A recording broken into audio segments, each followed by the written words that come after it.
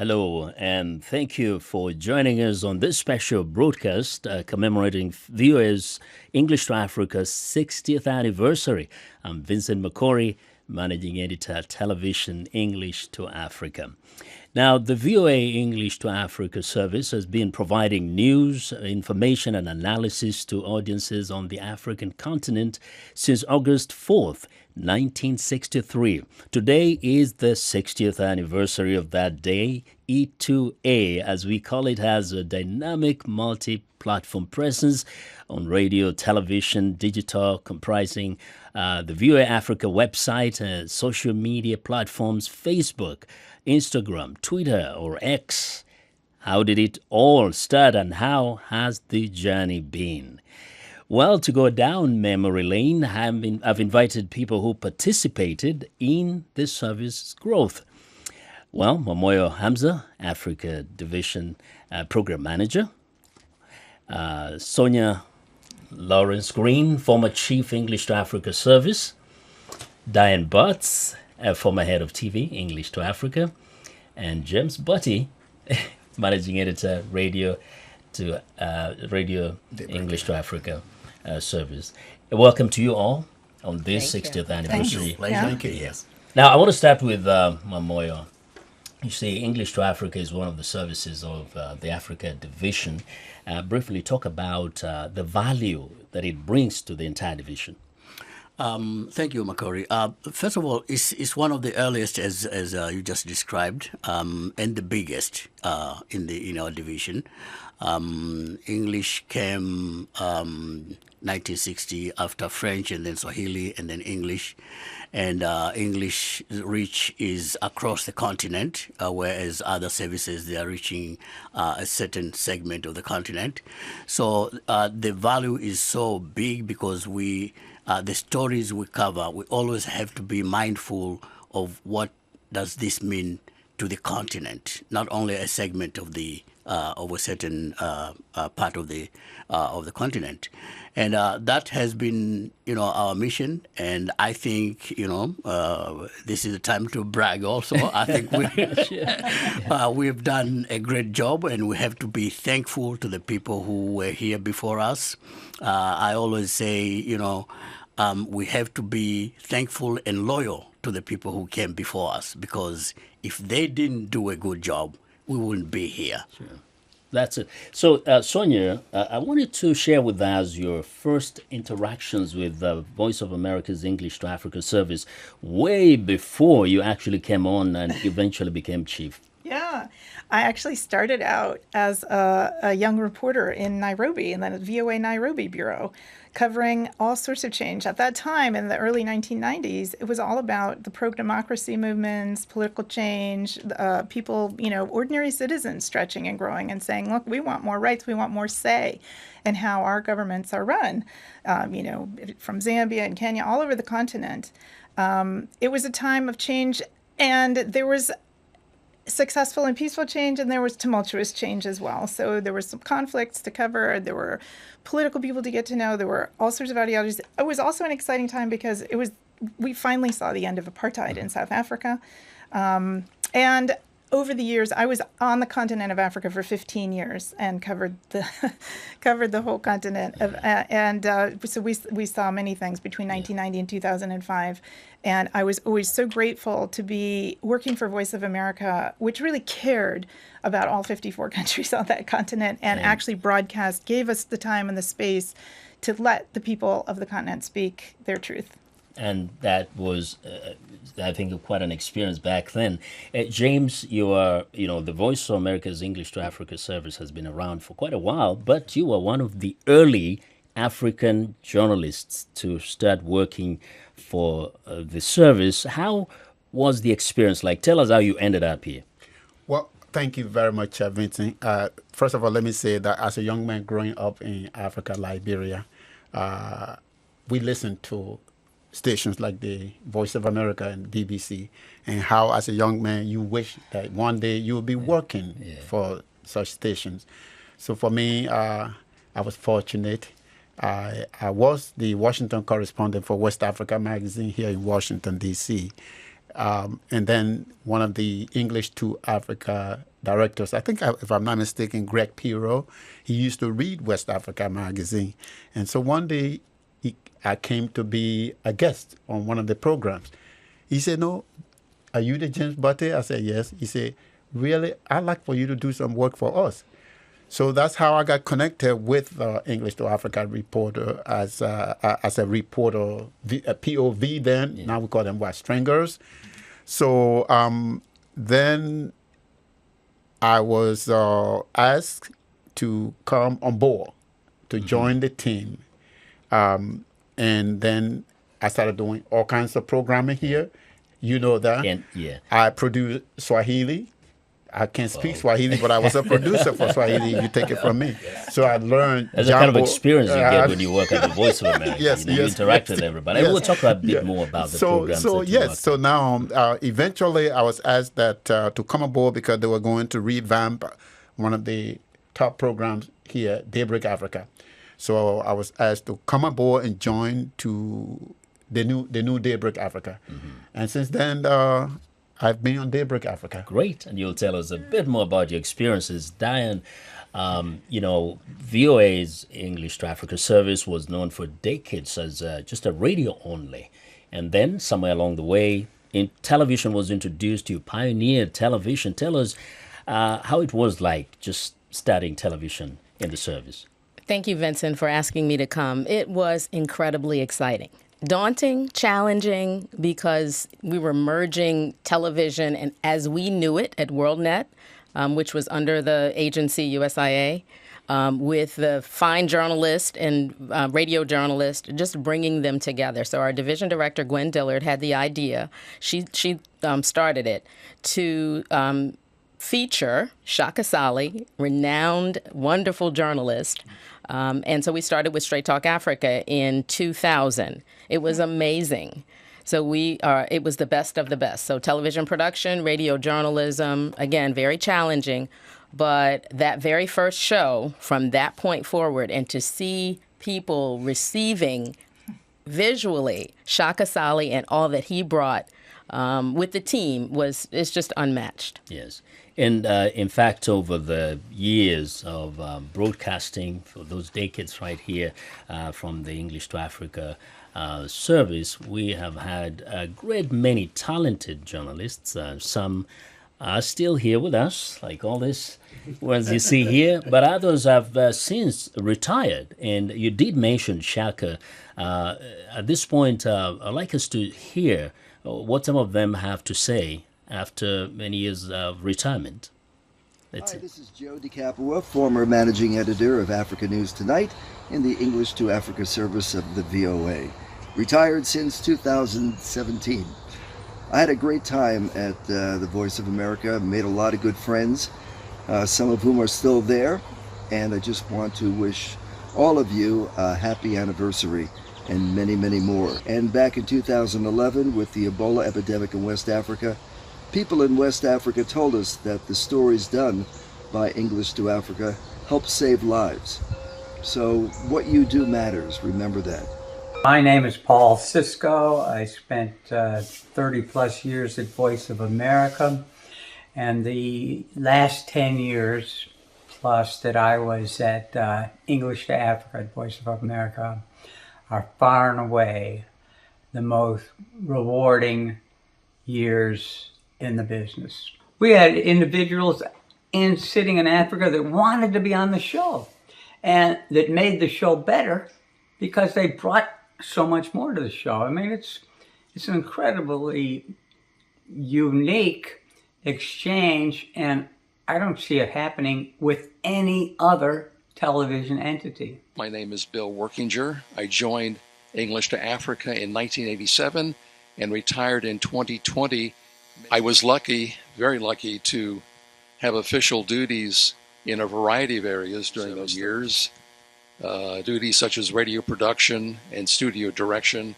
I was able to host and prepare a number of scripts for a variety of shows in English to Africa during the period, including African Panorama, Nightline Africa, also Africa World Tonight, and one of our current flagship broadcasts, which is still in place, Africa News Tonight, and a very happy 60th anniversary to English to Africa. Happy 60th anniversary, English to Africa. What a great time to celebrate the many programs you produce over the years. I spent the last few years of my VOA career prior to retirement in English to Africa after working nearly 40 years within the agency. It was an educational time to learn about Africa and to meet and obtain long friendships with colleagues as well. Keep up with the outstanding work, English to Africa. Congrats. And now I got to run off to my morning tennis session. Living the life in retirement. Take care, all. I'm Robin Himes. Hi, I'm Gregory Perio, and I headed the English to Africa service from 1991 to 1995. I took advantage of the telecommunication changes that were taking place at the time to reach out to Africa and make African voices heard on the Voice of America like they had never been done before. And for the first time, we could get reports directly from Africans on the ground talking about the situations in their country from their perspectives. And it changed the type of programming we were able to offer to our listeners. And in addition, what we did was we were able to, for the first time, we made the effort to hire Africans to work in Washington for the Voice of America. I'll give an example of this. One became a superstar in the broadcast media, and that's Shaka Sali. And another example was Richard Cote from Ghana. And James Buddy came on board. There was one African working in the English to Africa service, an Ethiopian, Ashanafi Abeje, and he was the only one out of the whole team. And the other thing was our listeners could identify much more with even the voices, the accents of the people that we hired. I definitely congratulate the Voice of America for covering the African continent for 60 years. When I was recruited by the Voice of America, you had a great lady by the name Margaret Binder, who was the director of the Africa division. You also had an equally great guy who was Dr. Gregory Alonzo Pirio, the chief of the English to Africa. These two guys had a mandate to make the Voice of America more relevant to the African audience. And there was an effort to begin coming up with what was characterized as the African voices and perspectives. We basically brought the Voice of America much closer to the audience. Straight Talk Africa was a unique platform that gave me the opportunity and the privilege to serve the African people in terms of informing them accurately, objectively, about what was happening in and outside Africa. Well, those are some of our colleagues who have since retired, and indeed they made a great contribution to VOA's English to Africa service. Now, Sonia, as I think at that time we would say new kid on the block, you joined. The service had been on for so long, 60 years is quite a journey. Share with us now, at the time when you came in, what are some of the highlights of, growth and innovation? Yeah. It was such a transitional period, and I feel very privileged to have worked with my colleagues in English to Africa during that time. As Greg Perio said, it was very important to get more of the African voices on the air. And so I'm very proud of having expanded that. We hired people from North, South, East, West, and Central Africa to the team and really help them cultivate their careers so that they could then be the next generation of leaders and news shapers and journalists. We also really substantially expanded our stringer network of freelance reporters around the continent, so that we had people, on the spot when things were breaking. And we were very conscious to also make sure that we didn't do what a lot of Western media organizations do, which is the doom and gloom. Okay, we covered it if there was a conflict of importance or an issue of importance, but we also made the space and made sure that we told all the success stories and the development stories and the feature stories of ordinary people and their successes and struggles. And so what I did when I came in the door was to talk to the whole team and create a whole brand new set of programs, including a youth show up front, including a show called Let's Talk, where we discussed, ordinary things. We expanded the sports programming.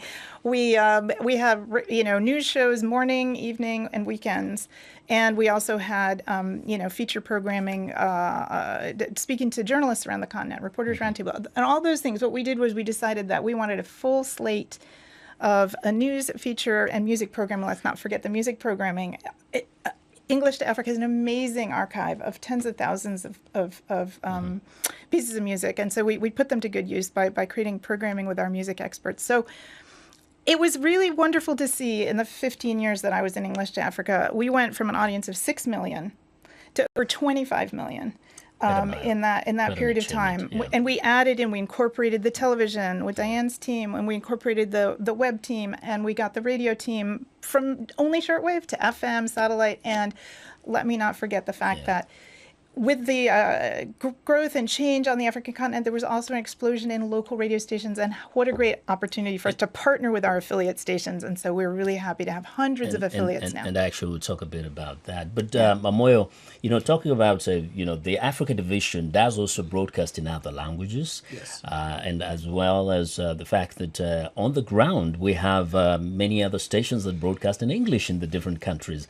How has it been, for English to Africa service to still remain popular on the continent, even with all that, let's say, competition, stiff competition, we could even say? I remember that when English to Africa started, and many other VOA language services, when they started, a lot of African media environment was state-controlled. So we came in at the time, even though we were not there at VOA, we came in and filled a space where there was credible news. And we built that credibility for a long time. Now, as just Sonia said, two things I think made a big change. Technology advancement and the open-mindedness of the VOA administration that now is the time we should have African voices on English to Africa, because it used to be they were all American voices. But when they started bringing African voices, people started having a connection to the to the shows, to the service, to VOA. It's not only a foreign radio, but it belongs to us. We have people like James Buddy, people who you can relate to, and that made a big difference. But the biggest thing I would say that we have been carrying all these years, Sonia has done a good job with that, Diane with Straight Talk Africa, is just the credibility, bringing the news as it is. Mm-hmm. And, we have established that, and that is something that is very dear to us, and we keep on building on. Yes. Talking about credibility and also bringing stories that are relevant to the people. James, as a journalist who's worked here and also practiced journalism in Africa, we know that we're covering the entire continent, and we're challenged by so many factors, many obstacles sometimes. Now, how have you, as a journalist, made sure that your coverage can still be impactful, can be relevant to the viewer in any African country, even as you tackle any individual story on a daily basis? Well, thank you. That has been the goal since I was brought on board, to make sure that, especially working on Daybreak Africa, the first program that people hear in the English to Africa service when they wake up in Africa, I can tell how much the show has had an impact on the people. because throughout this week and last week, we have been receiving messages from the people in Africa. And you can tell the impact that a show like Daybreak Africa has had on the people. So we go out of our way, as I say, if I can run my car over you just to get the news, I will get the news that goes to Africa. So I make sure that even people who are sleeping in Africa, if it's important, that I should try to get that piece of news before I come on air. And so we have been trying our best. And given the messages that come, I can say that we've had an impact so far. Yeah, and in fact, when listeners, get to tune in and hear you on Daybreak Africa, sometimes they may not realize that you've been working literally all night. But at this point, before I come to you, Diane, I wanted to go to Nairobi. We have Professor Macharia Munene. Is a professor at the USIU, United States International University. Now, I'm not trying to date you, Professor, to kind of get you your age kind of known by everybody, but you've been around for quite a while. You've listened to Voice of America and other international media over the years, even since the Cold War. How would you describe the role that, in your perspective, VOA played throughout the 60 years that it has been in existence? Well, thank you. To start with, from its beginnings, and it says 60 years, which coincides with Kenya's independence.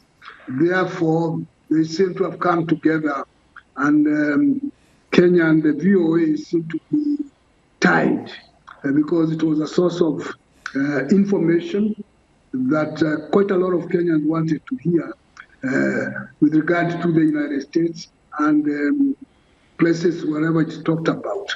So there was that early reception, of very positive reception in Kenya. But in the 1990s, late 80s, 1980s, and early 1990s, VOA was one of those sources of information that when people could not get information locally, they sometimes would get it through listening to outside broadcasters. Those days when there was restraint or constraints on free media. So that element helped to popularize the VOA and other external media, international media, because sometimes they provided the information that people would not otherwise get. There used to be a joke occasionally that if some politicians deny something that came from outside, from VOA, from BBC, it is true. So in that sense, it became some sort of, if it is there and it's denied, then they know, okay. If it is not denied, you wonder why, whether it's anything wrong. So it became some sort of a partner, especially in the struggle for multi-parties and things of the sort. And it became very dear to a lot of people. Oh, well. Thank you, Professor. Professor Macharia is an international relations professor at the United States International University in Nairobi, and he's been following VOA's English to Africa service for a long, long time. Now, Diane, I want to turn to you. You came to, literally brought TV to English to Africa. You've talked about that. But at that time, you didn't have stringers or reporters on the continent. You didn't have videographers. Can you share with us how it was like starting from scratch and with nobody on the ground? It was difficult, but again, we were determined. We could borrow some talent from WorldNet at the time, and there was a transition happening with the agency, and eventually a lot of the WorldNet television people were able to come over to VOA. But we used what we had. We did the best we could, and we expanded slowly. Mm-hmm. We hired stringers. And that made a big difference. Video stringers. Kellis Kaunda, for example, went from being a radio stringer to, he taught himself, and we gave him some training on how to do video. And we just expanded very slowly. So we went from what's called talking heads in TV to a full, rich, vibrant programming. And then we expanded from there. So yeah, that is the answer to that. I'll say one other thing.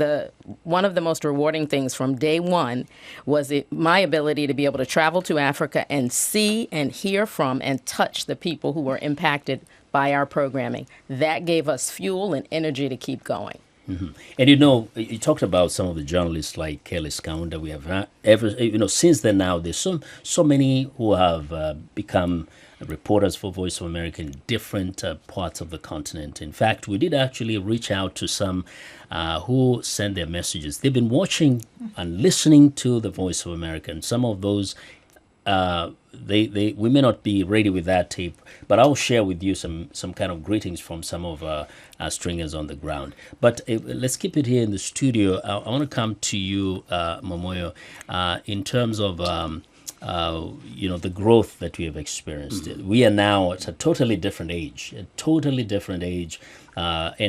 that is one of the challenges and actually the joys of being where we are.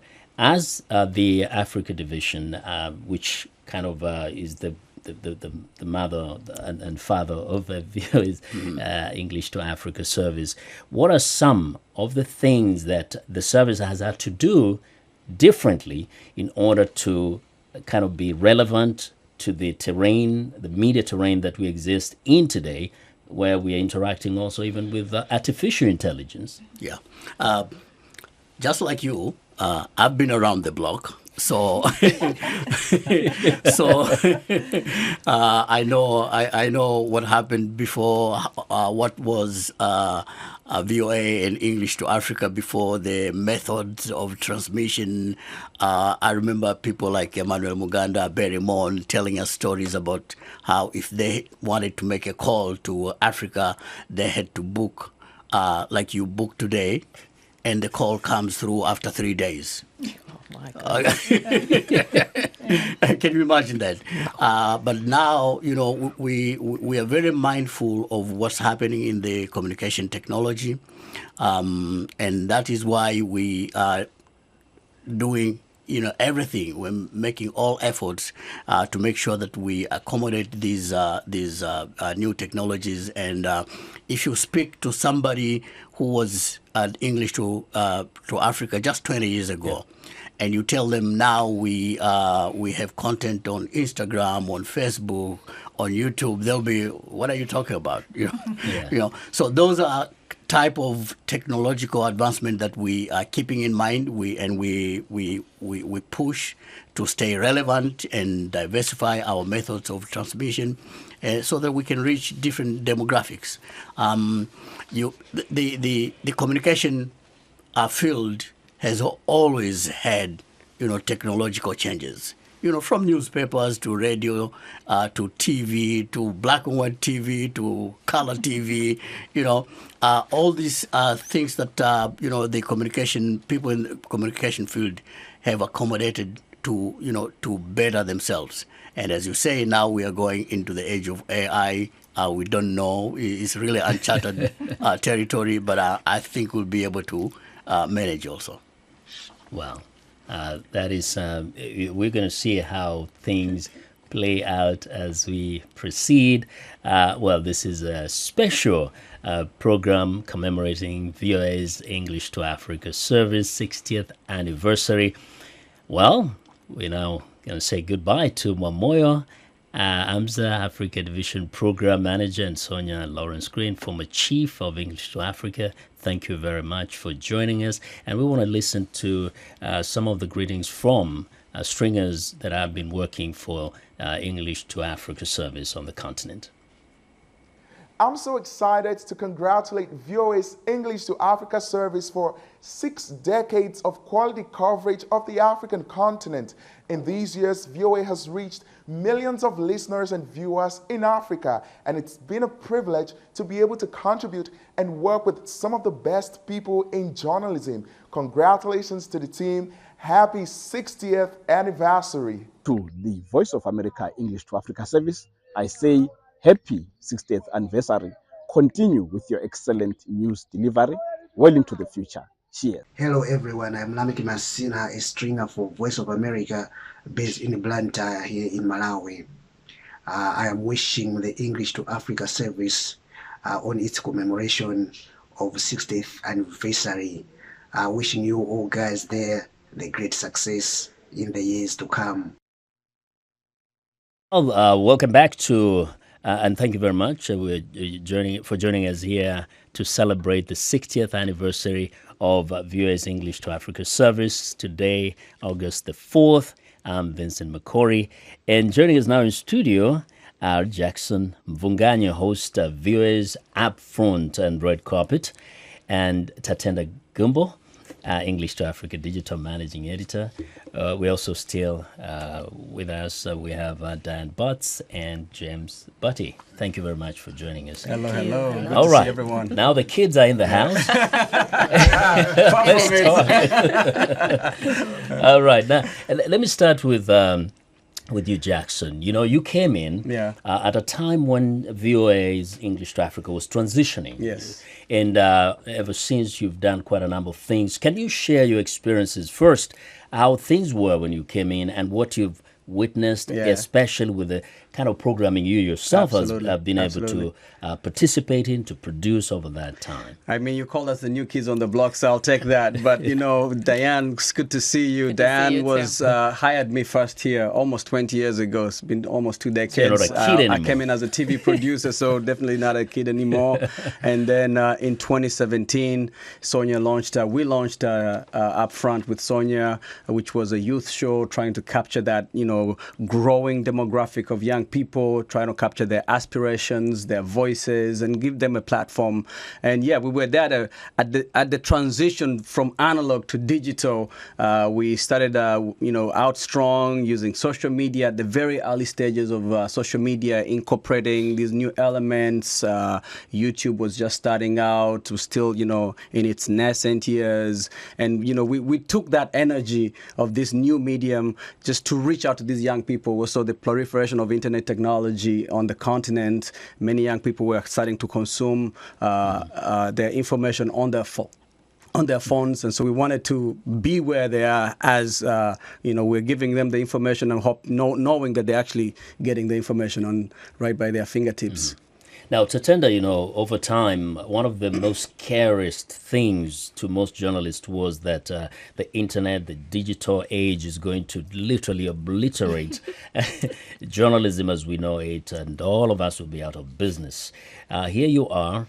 You are in charge of the digital platforms. Can you explain to the viewers and the listeners how this has brought together all these elements and so we can still remain relevant and we can benefit from new technology?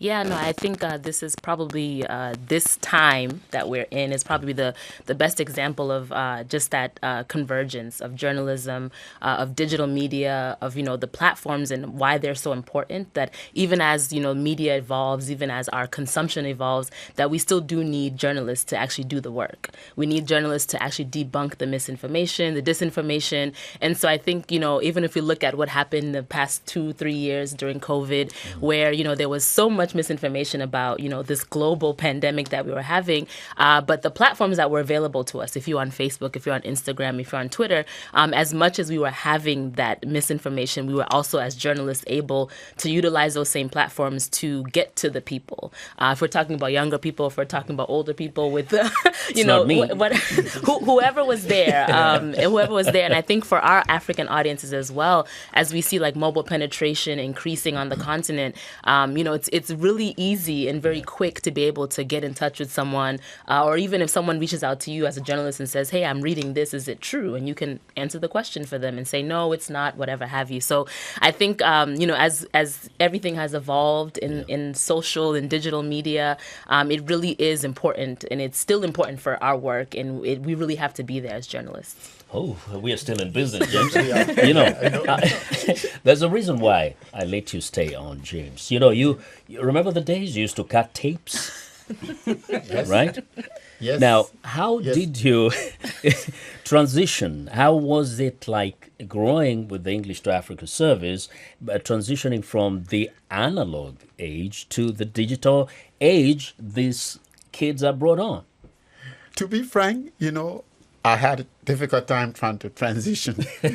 And as I was telling Jackson, first of all, you mentioned we used to edit our interviews reel to reel. Yes. And when we are coming to studio, like you need about 2 people to push the cart to bring everything to the studio. Your show. Yeah. Okay? And don't make a mistake and leave piece of that tape and misplace it. That's part of your interview. It's gone. But these days, you can find your if you make a mistake, you can go back and tell the computer redo, and you get it. So as I was telling Jackson, I said I was having difficulty trying to. I said things were changing for us. So I did an interview. Every day I do at least 2 interviews. Yes. So I noticed that when you interview somebody these days, the first thing they ask you is, "Where's the link?" At first, I was wondering. I was talking to Jackson. I said, "Jackson, when you talk to me, I said I couldn't understand. What did they mean by link?" So now I get to understand the change. The technology is here, and so all we are trying to do, as you and myself, is now we are catching up. We're trying to catch up, and we are doing a good job, especially since since COVID. Yes. Yes, taught us a lot. And transitioning, adapting has impacted every facet of broadcasting. Diane, remember when I used to work for you, we used to have all these tapes every day after the show. You collected like tapes in boxes. Just share with us a little bit how things changed also for television and how we had to adapt in order to get to where we are today. So one of the best things about this intergenerational aspect of this is they bring us along and we give them perspective about how things were and that it doesn't have to be a huge shift. So it was gradual, and thanks to quicker thinkers, we were able to do it seamlessly, I would say. Of course, there's some fits and starts, but editors, editors bring their skills as well. One of the nice things about this generation, the next generations, is that they are multi-talented and they don't back away from a challenge. Oh, I don't know how to do that. Let me do it. I ran camera. Oh, I can run and get in front of it. Or I've been in front of it. Let me learn it. And that brings us along. And again, at this point, it seems seamless how it happened. Yes. And it's true what you say, because when I went to journalism school, I never learned, for example, to do certain things. I wasn't a shooter. I wasn't actually doing editing, video editing. But I had to adapt. Yes, and absolutely. Eventually I became a shooter. I'm a video editor and a reporter at the same time. So you had to roll with it. Absolutely. Otherwise, you roll yourself out of the business. Absolutely. You have to adapt. You have to adapt. Distinct or extinct. Yes. Sorry. Yes. But Jackson, I think you can talk to the excitement, actually, of having the interaction of the different mediums at the same time. I mean, Absolutely. we used to be that you're Absolutely. a radio guy, Exactly. or you're a TV guy, Exactly. but you exemplify the interaction, the convergence of all the mediums. Absolutely. To That's a bring great out point. a I also started out as a radio person in my teenage years, and one of the challenges of working in radio is that you don't have that instant feedback from your listeners that we're hearing you, we want to talk about this, or can you talk about this? But in this era of social media, there's that feedback loop happens. You're talking at somebody setting out a comment. Yeah. Oh, I liked what I heard, or can we talk a little more about, elaborate on this? And the challenge for journalists is we are struggling to create content and tell stories, but then we're also struggling to put them on these different platforms that evolve rapidly all the time. Consumer habits change, technologies change, and you have to be on point with it. Otherwise, your listenership or your audience will shift, and you will stand for yourself. Yeah, and actually talk about that, Tatenda.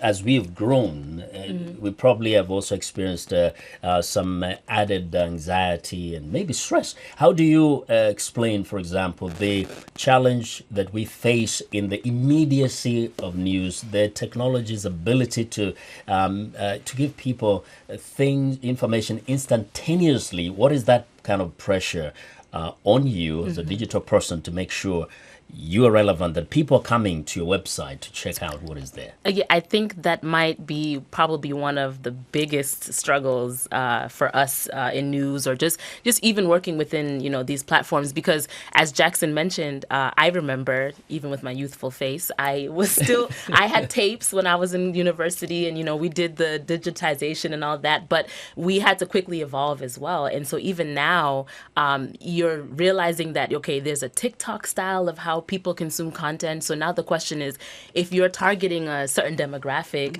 your content has to look a certain type of way. If you're writing an article, who are you speaking to? Who are you wanting to read that content? So now that changes how you do your work. If you're shooting a video, if you're doing a package, a lot of the work that we do is somewhat dictated. It's our job to give the information, but the style and the formatting is very much dictated by our audience. And I think that's actually really fun for me personally, I would say, because we get that instant gratification of knowing, okay, if I give this information in a way that makes sense to my audience, they're going to consume it, and I know it's going to get to them. So it's a challenge, but it's very fun, because I think it just gives us the opportunity to just continue to evolve and learn. And as we said, the digital space, what was happening 3 years ago, what was happening 5 years ago, 10 years ago, looks nothing like what's happening today. Yeah. So it's ever evolving, for sure. Yes. At this point, I want to go to another one of our, let me call them old guards, and Dr. David Matsanga-Nyekorach, who is in London, has also been a viewer, has been a listener of the Voice of America for many, many years. And I wanted him to share with us his perspective on what he thought VOA's English to Africa service played, what role it played throughout that time. Dr. Matanga, welcome to the program. Thank you very much, Vincent McCory, and the rest. I can hear my old friend, James Batty. Yes, James Batty. Hello, Professor. Hello, how are you, James Batty? Thank you. You interviewed me when I was the leader of the Road Resistance Army negotiation team and the chief negotiator for the Uganda peace process. Thank you very much. Good job you did. Good work you have done, all of you from Voice of America, until we successfully got peace in northern Uganda, and the area is now back to the government to work and they proceed. But otherwise, on the question of Voice of America, you have been very inspirational. You have inspired very many people, very many journalists on the continent of Africa, especially my comrade Shaka Sali, and many of you, Vincent McCory. You have inspired me, and you have inspired a lot of younger generation on the continent of Africa. You actually inspired some of us to go on to have our own television stations online. I have one of the biggest online stations in Kenya, employing over 20 people because of the inspiration of you people that you gave us.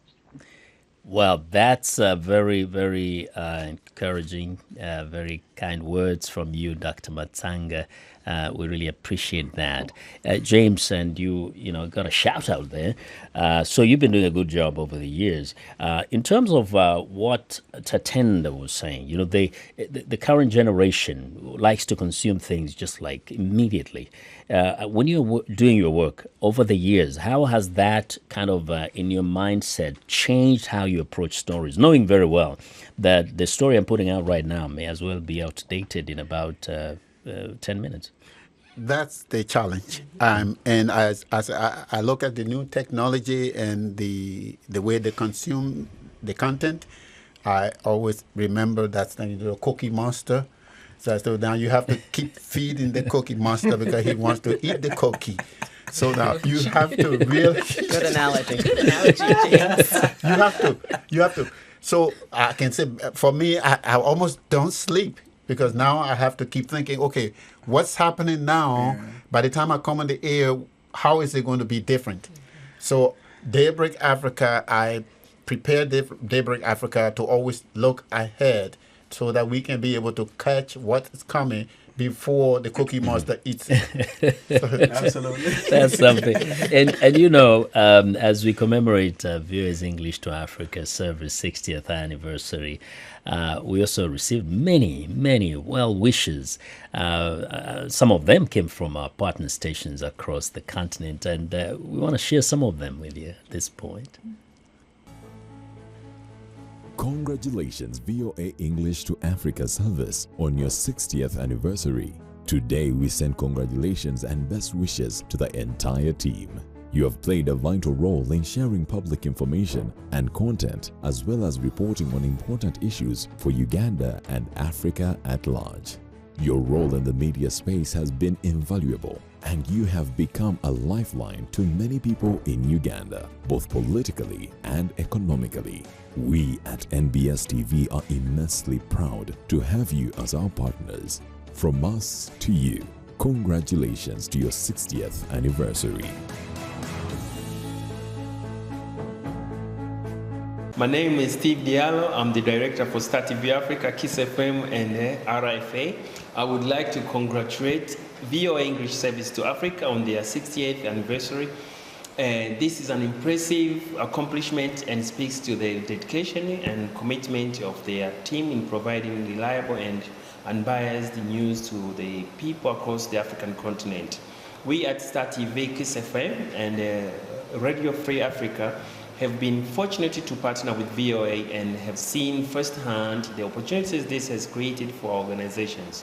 We thank VOA for impact they have had on our organizations and the African continent as a whole. Once again, congratulations. Power FM TV in Monrovia, Liberia, West Africa, warmly congratulates VOA's English service to Africa on the observance of its 60th anniversary, Monday, August 4th, 2023.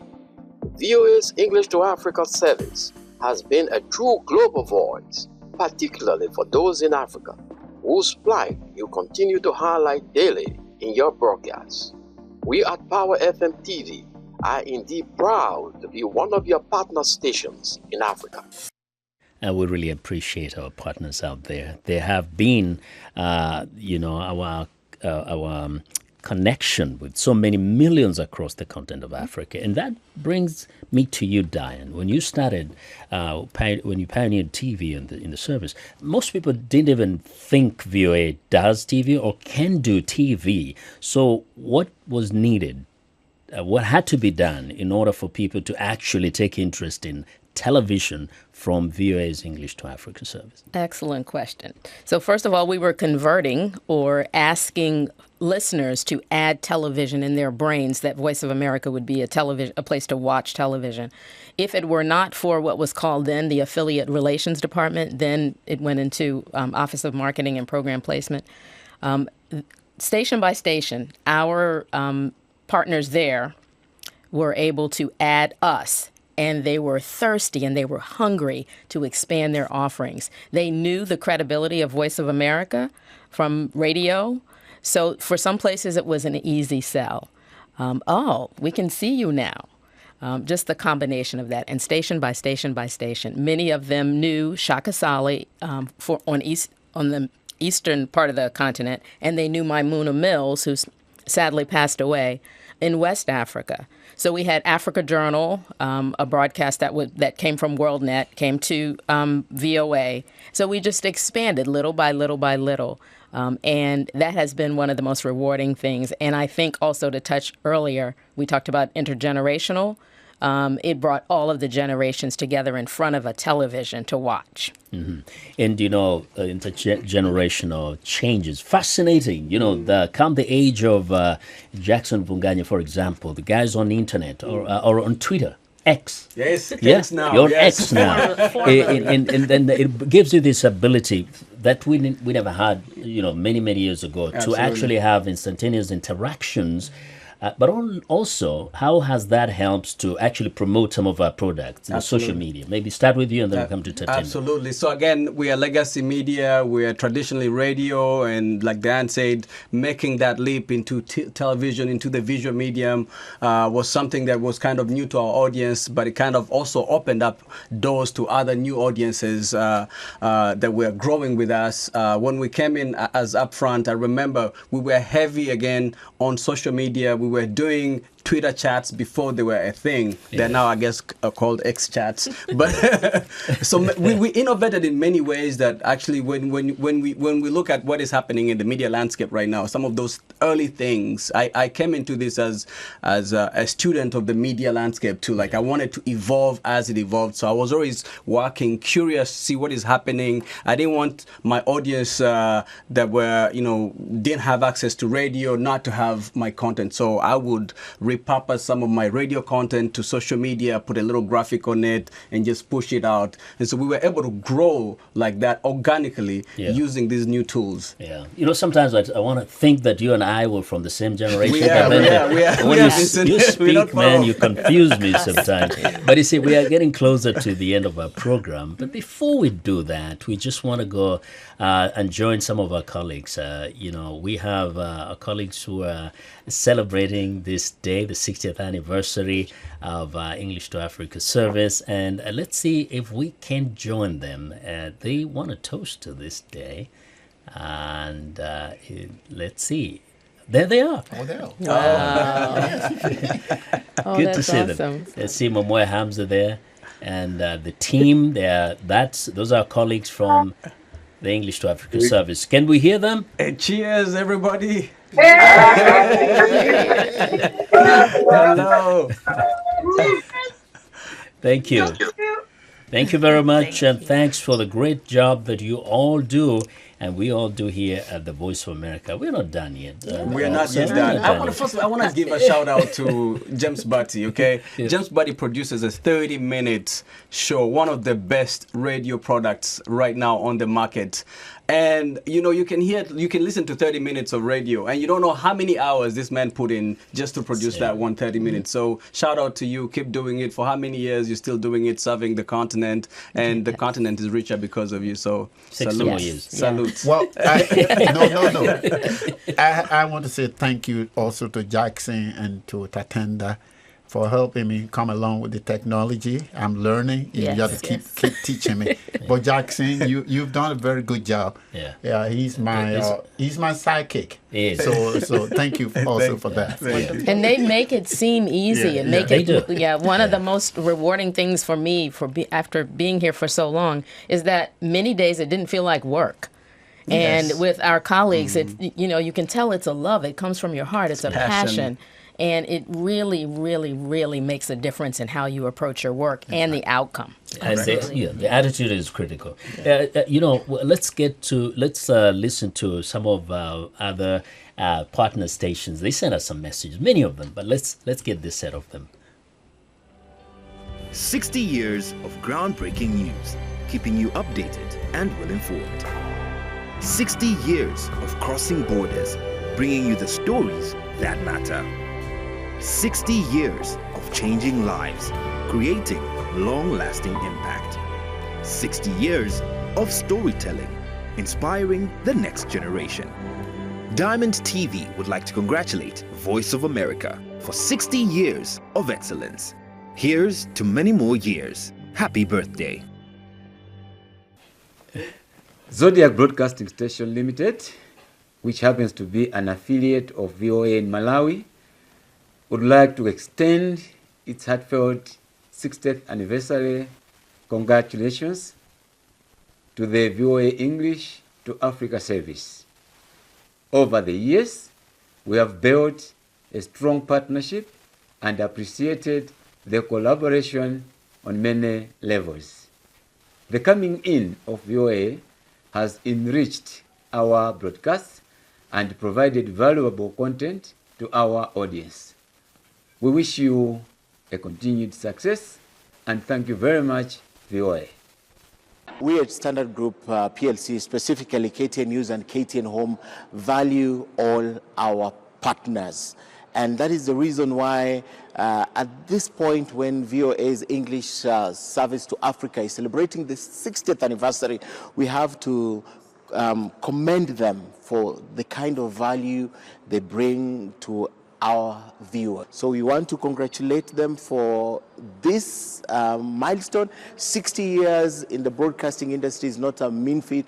Uganda Broadcasting Corporation proudly congratulates Voice of America upon the celebration of its 60th anniversary of dedicated media services across the world. UBC continues to partner with VOA in broadcasting informative, educative, and accurate programming. It's always a pleasure to work with you, and from our team to your team, happy 60th anniversary celebrations. Well, thank you very much to our partner stations. That's just an amazing. We really appreciate your well wishes. Talking about digital immediacy. Yes. Tell us. I mean, there's more here. Like people have been watching us, right? Yes. And responding immediately. Yes, I would be amiss if I didn't mention, of course, digital, that we are live. Of course, we're live on our website, voaafrica.com. We're also live on our Facebook and on our YouTube. So I was just telling Vincent during the break there that we have some comments, and I wanted to mention one. The CEO of USAGM, which is our parent corporation, of course, Amanda Bennett, she wrote a comment on our Facebook feed. So I just want to read it quickly, where she says, "Congratulations, E2A. What an amazing history you have had. Best to Diane, James, Mamoyo, Peter, Sonia, and the entire service." So this is kind of nice. perfect example of, some of what we do now, where as we're live on air, our audience is interacting with us. I just wanted to read that. We do have a couple of other comments. Osman, I just see him. He just posted some emojis. Thank you. And of course, there are others that are coming in. But that's part of this, the change in our journey. This is the we've traveled quite a bit, and this is the change. And actually, Tatenda, you can also talk briefly about how the three have interacted. Radio, television, and digital media. Yeah, no, I think with the change, and we're talking about over the years and everything, but the mediums have all met themselves in some capacity. Of course, you can go on voaafrica.com. You can listen to James Buddy's Daybreak Africa daily if you want to. You can watch Africa 54. You can listen to Upfront. You can watch any of Jackson's interviews and everything. But the mediums are still strong, right? We talk about on the continent, we talk about how radio is still king, but you have a younger demographic, or you have people who are on different platforms who want to find this content a different kind of way. So they've all converged and they're all available. And I think it's great that, you can listen to on radio, you can hear longer cuts on web. There's so much opportunity there. So something for everybody. There's something for everyone. And also enables us actually to have more on our website. Yes. Some interviews we have, we get out there long. Yes. Like it used to be, James, they get wasted, right? But on digital media, we can post a longer version because a person has the luxury of playing that at their own time.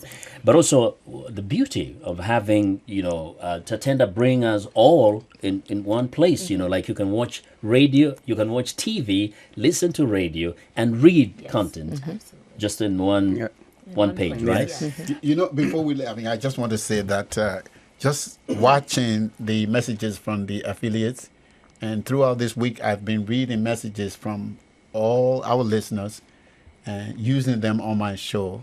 It shows me that even though we are 60 years today, it doesn't feel old. So, Diane, before we actually end our program, just share your thoughts on when you look forward, where do you see VOA going, especially English to Africa service? As long as VOA English to Africa and all of VOA continue to evolve the way the world is evolving, as we have been on all the medium, I think I can't imagine that there is any way that it wouldn't continue to succeed and stay on top. Just more of the same in terms of evolution. Yes. And yeah, no, we're meeting the task. I think VOA has done really well to evolve with the landscape, with our listeners. Africa is the youngest continent. We are trying to grow with our audience, tap into that younger demographic, speak to their aspirations, give them a voice, give them a platform, and we can see in our numbers that as VOA, as more people get access to technology and internet, that they're also consuming a lot of VOA content. Well, thank you very much. Thank you very much, all of you. Those are my colleagues. Thank you for joining all of us on this anniversary. The English to Africa service. It's been 60 years.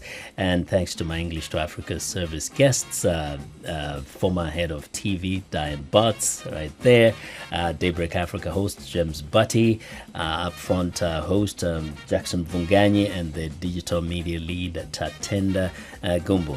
A very special thanks to you, our millions of loyal listeners, viewers, and digital visitors, and our affiliates for your support over the years, and all those who joined us today on the web, Facebook, and YouTube. Until next time, I'm Vincent McCory, voice